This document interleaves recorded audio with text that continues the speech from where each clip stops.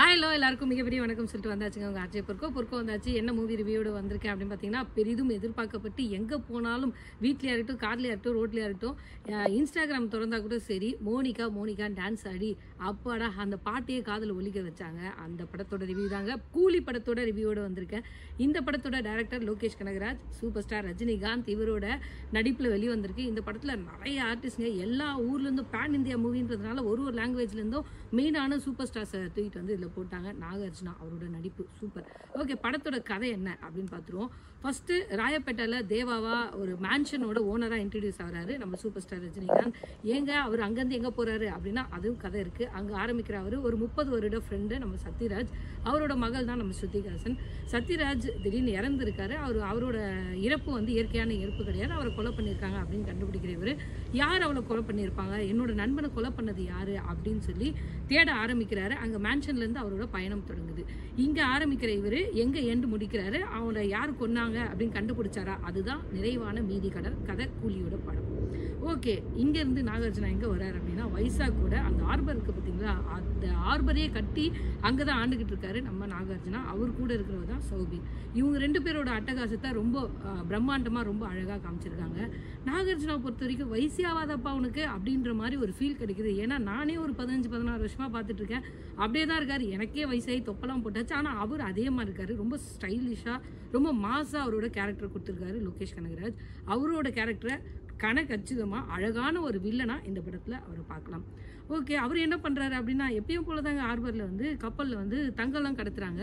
தங்கம் கடத்துறதுக்கு ஒரு புதுவிதமான ரூட்டை கண்டுபிடிச்சி வச்சுருக்காங்க. இந்த ரூட்டில் கண்டுபிடிச்ச தங்கத்தை கடத்தினா மாட்டிக்க மாட்டோம் அப்படின்னு சொல்லிட்டு இந்த இடத்துல ரஜினி வராரு. ரஜினியோட என்ட்ரியில் மாசான விஷயங்கள் நிறைய இருக்குது.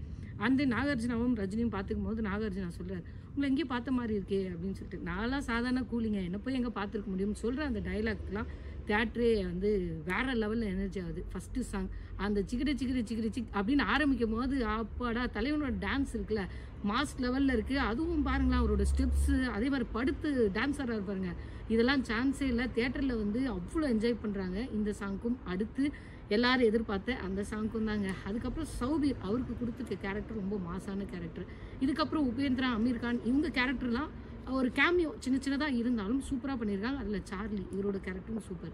சத்யராஜை ஏன் கொண்டாங்க, அவர் ஒரு விஷயம் கண்டுபிடிச்சிருக்காரு. இதுக்காக அந்த விஷயத்த யார் செய்யணும்னா நம்ம ஸ்ருதிஹாசனால தான் அடுத்து செய்ய முடியும் அப்படின்னு அவங்கள என்ட்ரி கொடுத்துருக்காங்க. இந்த மாதிரி பல விஷயங்கள் கதைக்குள்ளே இருந்தாலும் இன்ட்ரோல் பிளாக் அமேசிங்காக இருக்குது. தென் படத்தோட கிளைமேக்ஸ் கடைசி 20 மினிட்ஸ் வேற லெவல். லோகேஷ் கனகராஜ் படம் அப்படின்னு சொன்னாலே போதைப் பொருள் இருக்கணும், பிரியாணி இருக்கணும், அண்ட் தென் வின்டேஜ் சாங் இருக்கணும், அந்த டான்ஸு இதெல்லாம் இருக்கணும். இது எல்லாமே தரமாக இருக்குது. ஹீரோவாக நம்ம தலைவர் வந்து மாஸ் காமிச்சிருக்காரு. அதுக்கு அடுத்த ஹீரோவாக அனிருத், அவரோட மியூசிக் தான் எல்லா இடத்துலையும் தெரிக்குது அப்படின்னே சொல்லலாம். இதை தாண்டி தான் நம்ம மீதி ஹீரோஸ் எல்லாரோட ஒர்க்கும் இருக்குது. மற்றபடி கேமரா கண்டிப்பாக சொல்லியே ஆகணும். நம்ம கிரீஷ் அவரோட அந்த சினிமோட்டோகிராஃபி சான்ஸ் இல்லை, வேறு லெவலில் உள்ளே கொடுத்துருக்காரு. அனிருத்துக்கு அப்புறம் அவர் தான். அப்புறம் நம்ம அன்புரி மாஸ்டர் சாண்டி ஆட வச்சிருக்காரு நம்ம தலைவரை, அதுவே ஒரு பெரிய விஷயம்தான். ஓவராலாக படம் தேட்டரில் போய் பார்க்கக்கூடிய படமா அப்படின்னா நீங்கள் தலைவர் ஃபேன்ஸாக இருந்தால் மாசாக போய் என்ஜாய் பண்ணுவீங்க, ஜாலியாக போய் என்ஜாய் பண்ணி பார்த்துட்டு வாங்க. படத்தில் மைனஸே இல்லையா அப்படின்னு கேட்டிங்கன்னா கண்டிப்பாக இருக்குது. நிறைய அங்கங்கே லேக்ஸ் இருக்குது. இது ஏன் நமக்கே தோண ஆரம்பிக்குது. அதுக்கப்புறம் அதை தாண்டி ஐயோ இதில் இங்கே ஒரு லாஜிக் மிரல் இருக்கே, அந்த மாதிரி லாஜிக் மிரல்லாம் பார்க்காம படத்தை பார்த்தீங்க அப்படின்னா உங்களுக்கு கண்டிப்பாக பிடிக்கும். பார்த்துட்டு வந்து உங்களோட கமெண்ட்ஸ் என்ன அப்படின்றத கமெண்ட் பாக்ஸில் போட்டுருங்க. அடுத்த ரிவ்யூவில் வந்து சந்திக்கிறேன். டாடா பை பை சொல்லுது உங்கள் ஆர்ஜே பொறுக்கோ.